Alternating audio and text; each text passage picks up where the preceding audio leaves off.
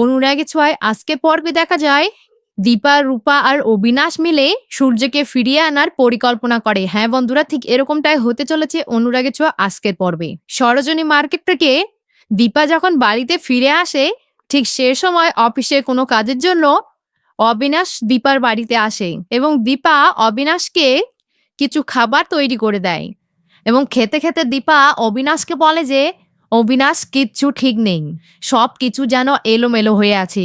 ডাক্তারবাবুতে কিসের ওষুধ খায়, ওষুধ খাওয়া মাত্রই ডাক্তারবাবু সব কিছু যেন ভুলেই যায়, তার কিছু মনেই থাকে না। উর্মিতাকে তো অনেক যত্ন করে ওষুধ খাওয়ায়, তাতে তো এরকমটা হওয়ার কথা নয়। তাহলে ওকে কি ভুল ওষুধ দেওয়া হচ্ছে, সেটা আমাদেরকে জানতেই হবে অবিনাশ।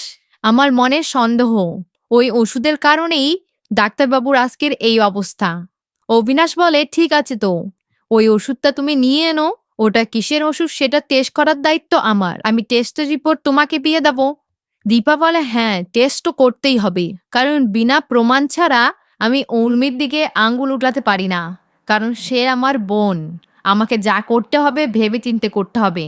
অবিনাশ বলে, ঠিক আছে তাহলে আজকে আমি আসছি, আজকে অনেক রাতও হয়ে গেছে। দীপা বলে, এমা আসছি মানে কি, তুমি কি দরকারে এসেছো সেটা তো আমাকে জানালেই না।